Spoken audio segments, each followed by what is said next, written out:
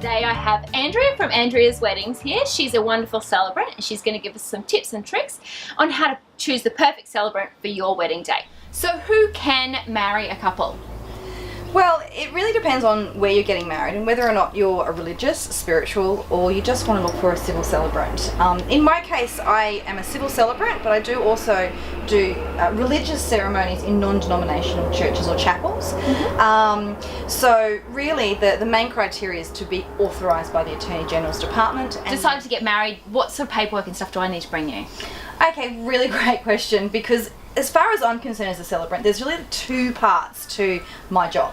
Yep. There's the paperwork side, which is what you've just asked, and really all you need to provide is full original birth certificates, photo ID, and any divorce certificates if you've been previously married.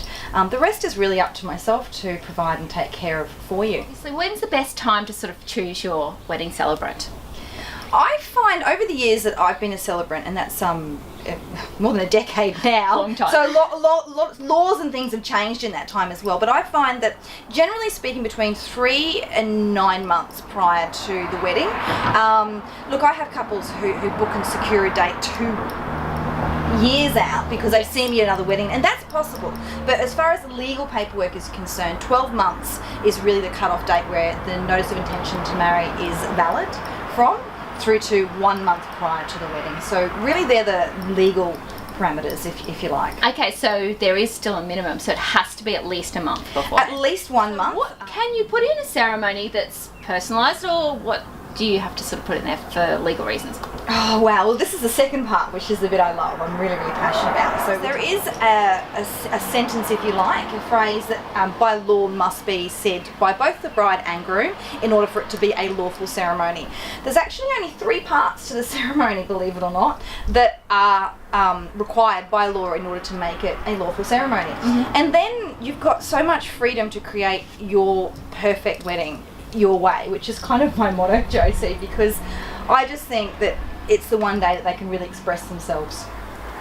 So yeah, to answer that, absolutely, I really encourage people to write their own vows. In fact, on my website I've got a sort of a 1, 2, 3 step process to help, because some grooms and even brides find it a little bit intimidating to put their feelings down on paper and write their own and sort of opt out and choose one that's already written. But if they can personalise them, it's really quite beautiful, and really can just makes such a difference on the wedding day. You really can see it. But I think that's why I love photographing weddings that you have actually done, is because the ceremonies do seem to be so personalised. Because some couples are a little bit more romantic, some are a little bit more silly and fun, and I always notice their different personalities coming out when you're doing the ceremony. So thank you, Josie. I love that. I think the best accolade I ever had was when the mother of the bride came up to me after the ceremony and said, how long have you been best friends with my daughter for? I'd met her about 4 or 5 times leading up to the wedding, but it showed that I've got to know them really well and help them really personalise the wedding. Okay. So, and also I know that, talking about personalising it, sometimes a lot of couples these days either have children together or from previous marriages. What are some ideas that we can do to incorporate the kids into it? Oh, there's so many ways. One of the ways is it's called mini ceremonies. It's like sort of a ceremony inside a ceremony, if you like, or some people call them rituals, if they're more spiritual side of things. Things like sand ceremony is a great example when you're blending 2 families together. So the bride might have 2 children from previous marriage, and the groom might have 1, and they might have had 1 together. So you would have a different colour sand for each person, and it's the blending together and creating the one new family unit. And how about some couples are very tight with their families as well? So what's some ways that we can incorporate our parents and make them a special part of it? Great. Again, you can do it with a sand ceremony. Some candles is another way you can do the same thing. You can have a candle representing the bride's family, a candle representing the groom's family, and then a bridal candle. So together you take a flicker of light from each of those family candles, and they light their new unity candle. Then they can light it, together. They can light it on. You can light it on your wedding day, anniversary each year. Incorporate it in a naming ceremony if you have kids and decide that you want to do that. There's so much you can do with it. Oh, look, I think that the first and the most important thing that a couple need to look for is to be able to relate to a celebrant.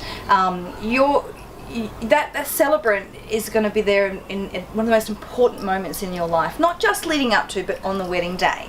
Wedding I did on the weekend, Josie, and the bride and groom, just such a fun-loving couple, and you never know at that moment when she walks down the aisle what he's going to do. So it really hits a groom when the bride walks down the aisle, and I know that you're really great at getting that shot. It's really important to get that shot from the photographer's point of view. I remember putting my hand on his shoulder because I noticed he wasn't breathing. Needs to keep breathing. That's kind of essential. It is. So I just gently put my hand on his shoulder and I said, you're doing great. Just breathe and enjoy and be present. So I think when looking for a celebrant, one of the key things is feeling comfortable about relating with that person, that you can talk to them, trust them, ring them the night before. I say to my clients, and I'm sure my family don't like this, but I sleep with my phone beside the bed. And I'd far rather get a phone call or a text the night before then you panic. Then bags under the eyes and extra makeup because the bride hasn't slept. Yep. Which is one of the reasons why I offer a no obligation free appointment where they can actually just come and meet me with no pressure at all. Yep. So trust and feeling like you get on with them, probably the two biggest things. Yeah. Not only are you a wedding celebrant, but you're also a professional speaker, so you have been trained in those extra areas. Yes, well, a part of the ongoing professional development is I came across a course early in my years as a celebrant and decided that if I'm going to speak professionally, I want to speak properly, be heard, know how to pace, what emphasis to put on words, and also to help my couples be able to do the same. You'd be surprised how many brides and grooms clam up at the last minute and really just get caught on getting it right rather than enjoying the wedding. So I kind of draw on that skill set and assist my couples. Anyone might be doing readings, or the father of the bride, anyone who's involved in the ceremony themselves, in speaking and being confident in that, which is why I think rehearsals are a really great idea as well, because it gives an opportunity for anyone involved in the ceremony to be familiar with the surroundings. If they're doing a reading, to get up there and actually do the reading in front of just the bridal party. Watch wedding videos, see what it is that you do and don't like, because some people don't know what they do want until they see what they don't want. Yes, for my sake, please practice the kiss. I'm sure that's not too hard for you guys. You'd be surprised. They're so shy. They don't want to kiss. Actually, I've made a point of always having a conversation with the couple now. It goes a bit like this. It's not really any of my business, but it's not a moment that you can get back. And that's not to put fear into couples, but it's real. It's realistic. You don't get that moment back. So I sort of joke and say, if you take too long, you might be asked where your room is. And if it's too short, the photographer's going to ask you to kiss again. Damn shame.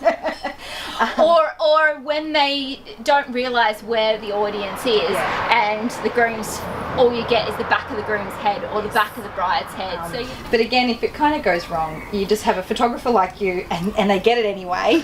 You're right, it doesn't matter, and if you say the wrong word or you mix it up a bit, it doesn't matter. Just go with it. Go with it, have fun, enjoy. It is your wedding day. Thank you so much, Andrea, for joining us today. You've been really helpful, and if you'd like to contact her, there will be her website in the links below.